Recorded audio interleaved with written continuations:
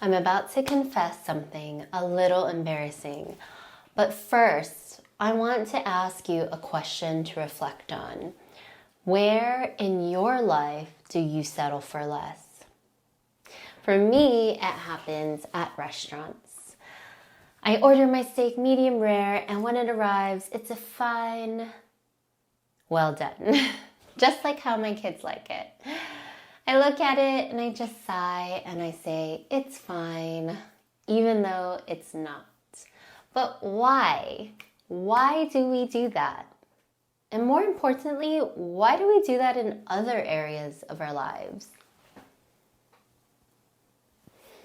Welcome back. This is episode 6 of Not Just Moms, where we dive a little deeper into who we are beyond mom and to figure out who we want to be.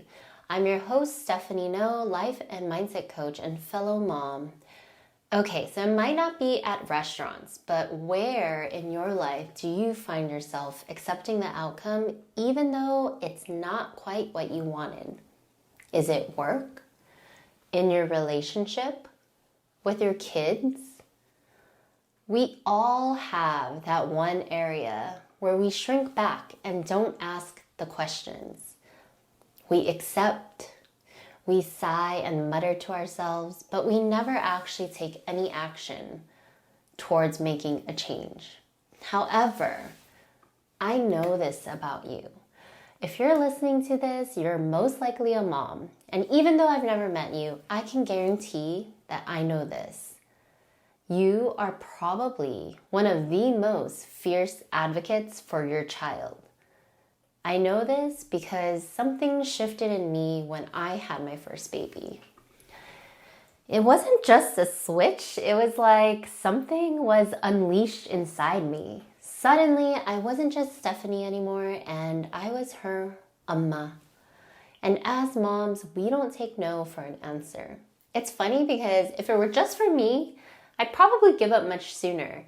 But when it involves my kid, I don't mind being that crazy lady who calls once a day to see if a spot opened up for her in the program that she's been really wanting to go to. Whenever I show up unapologetically advocating for her wants and needs, it slowly helped me to see that this was an area that I needed to work on in my own life. I need to speak up more for myself and stop settling for less. Honestly, being a mom is one of my greatest superpowers. It gave me the audacity that I needed to help me build my self-confidence and find my voice for my children and myself. Now, as a life and mindset coach, one of the most common things I hear from clients is, oh, I can't, or I know it won't work. It's like they've built walls around their dreams and they just do not allow themselves to believe. But then I ask the question, oh really? Did you ask? Ding, ding, ding. If you guessed no, you are correct. It's like they've closed themselves off completely from dreaming or believing in any other possibility. So why don't we ask? Well, ultimately, it all boils down to fear. Fear of rejection, fear of looking foolish, fear of the unknown. And those fears are rooted in limiting beliefs. We tell ourselves stories like, they'll say no, or I don't deserve it. But what if, just what if, you did deserve it? What if you did get a yes? It's terrifying, isn't it, to face that voice in your head that says no. I had a client recently that was discussing that she wanted to get into rental arbitrage. For those of you who don't know, rental arbitrage is a real estate strategy where a person leases a property long term and then rents it out short term for a profit. So think of like on Airbnb. I remember my client had so many limiting beliefs. They would never say yes to me. I don't have enough money. They would never let me. Then I asked her, what's the worst that can happen? I reminded her that if she didn't ask the questions, don't worry.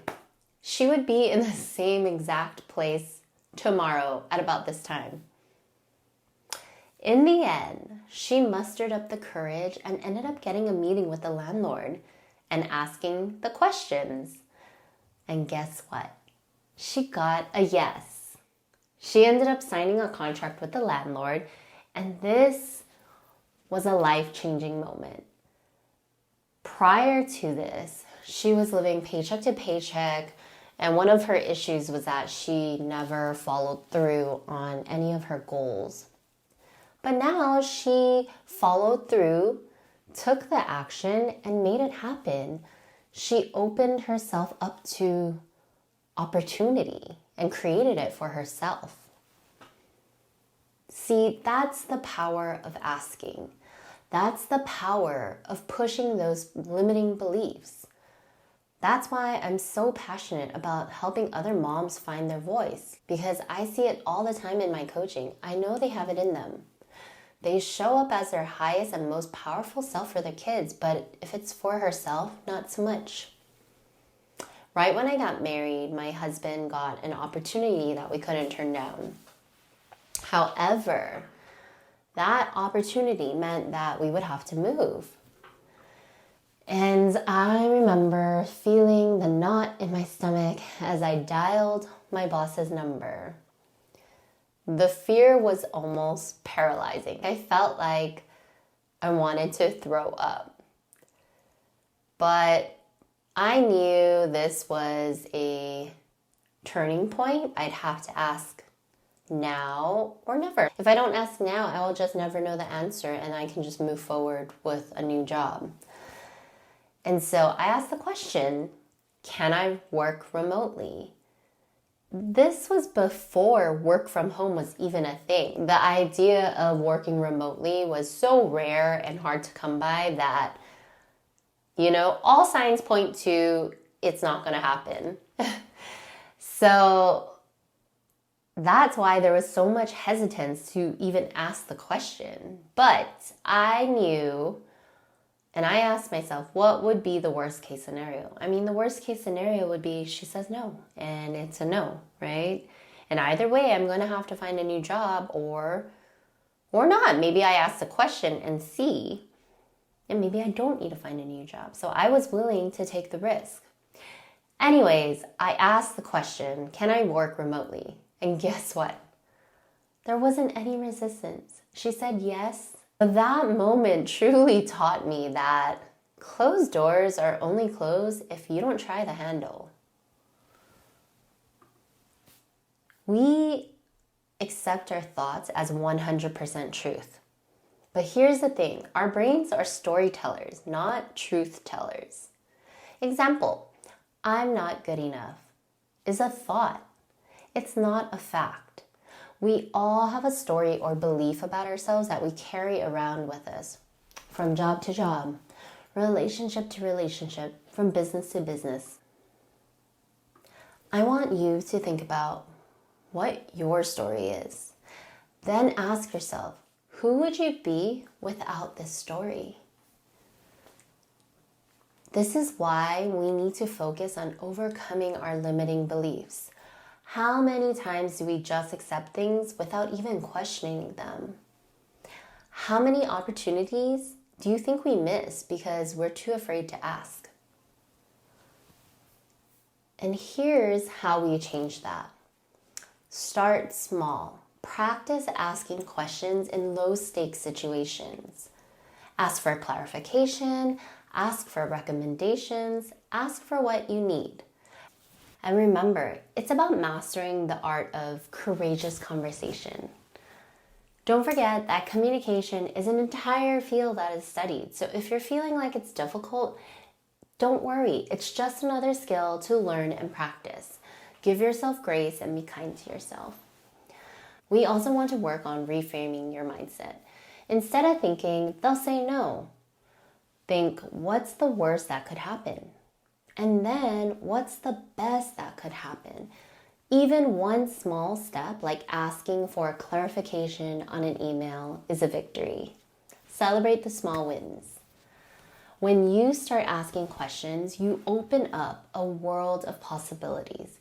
You gain clarity, you build confidence, and you create opportunities. You will start to see that you have more control over your life than you originally thought. This is just the start to personal empowerment and unleashing all that's inside of you. You're going to start to see that you really can get what you want just by asking. So here's your challenge. This week, I want you to ask one question that you've been avoiding. It could be anything. Ask for that raise, ask for help, ask for that babysitter for date night. But most importantly, ask for what you truly want. Just ask and see what happens. Don't wait. Do it today. What do you have to lose? Every day you don't ask, you're losing out on opportunities, on joy, on the life that you deserve. And don't forget to share your experience with me on social media. You can connect with me on Instagram, Facebook, or YouTube at Stephno Coaching. And I love hearing from you guys. Remember, you are a fierce advocate for your children and for yourself. You are worthy and you deserve to have your voice heard. So go out there and just ask. Remember, don't take your voice for granted. It is a gift. No one is going to come and give you what you want. You have to go out there and ask for it and get it. Your life can change with just one question. Ask it now. Thank you for listening and sharing the podcast with your girlfriends. I appreciate all the feedback and support. Until next time, bye.